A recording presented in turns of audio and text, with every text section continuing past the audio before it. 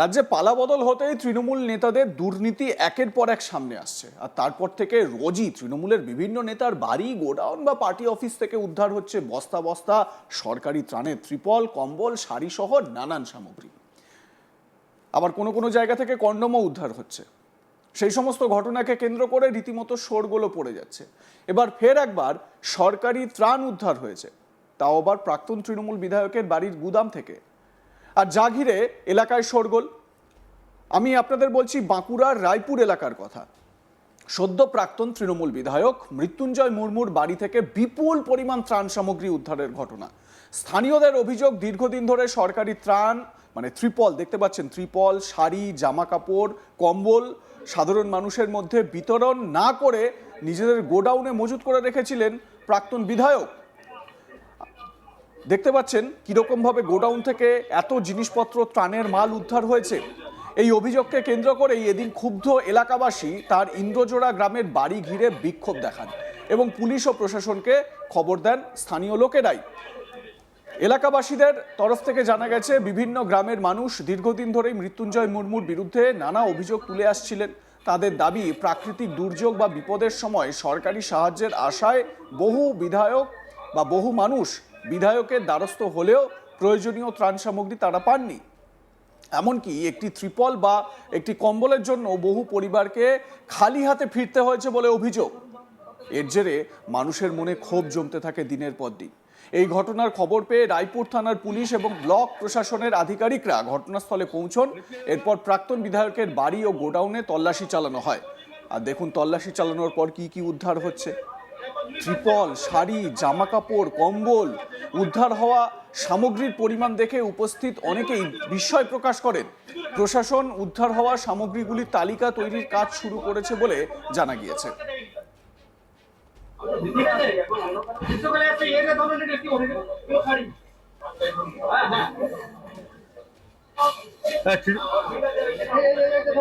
বাচ্চাদের জামাবেন স্যার, বাচ্চাদের জামাবেন। এই যে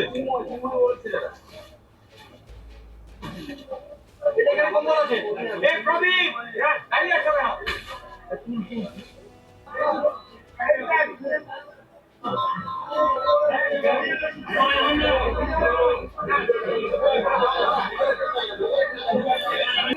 শাড়ি, কোনো শাড়ি শাড়ি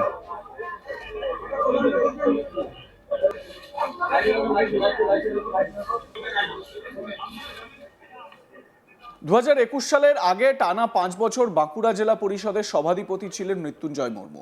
সেই সময় থেকেই তার বিরুদ্ধে বিভিন্ন ধরনের অনিয়ম ও দুর্নীতির অভিযোগ উঠতে শুরু করে বলে রাজনৈতিক মহলের একাংশের দাবি এবং এলাকার মানুষও তারাও দাবি করছেন।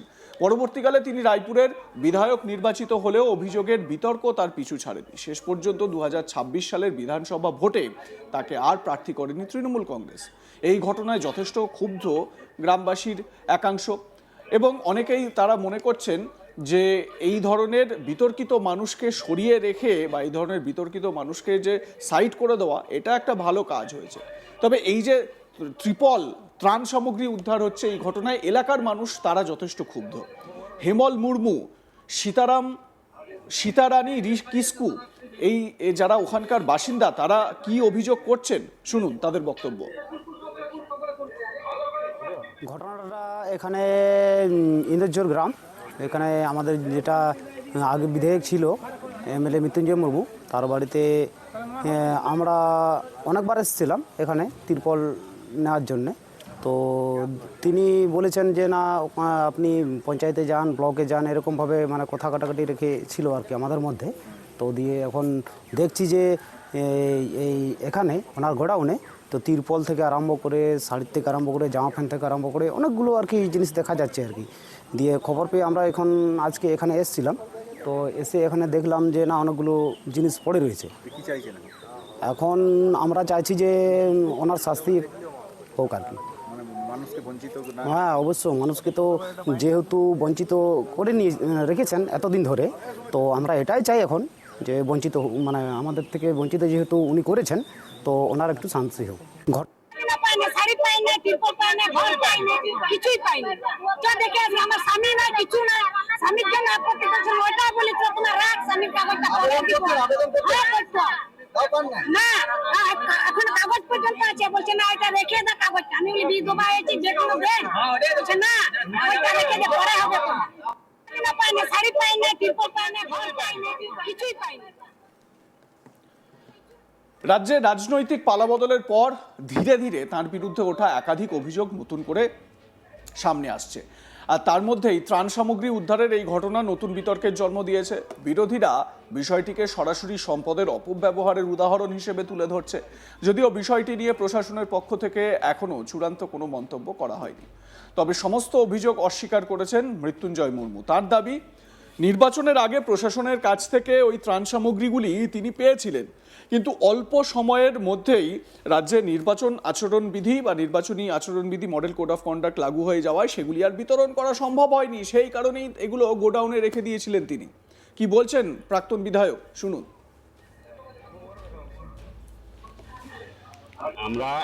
আমি প্রাক্তন বিধায়ক, সদ্য 1 মাস প্রাক্তন হয়েছি।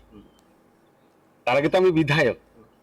আমরা প্রত্যেক বছর ইন ফেস্টিভ্যাল, সেই উপলক্ষে আমরা কিছু ত্রিপল, কিছু কম্বল, কিছু শাড়ি, কিছু বাচ্চাদের পোশাক এটা পাওয়া যায়।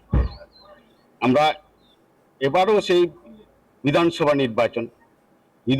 নির্বাচনের ঠিক প্রাক মুহূর্তে আমাদের এগুলো দেওয়া হয়েছে ডিএম অফিস থেকে, জেলা শাসকের কাছ থেকে।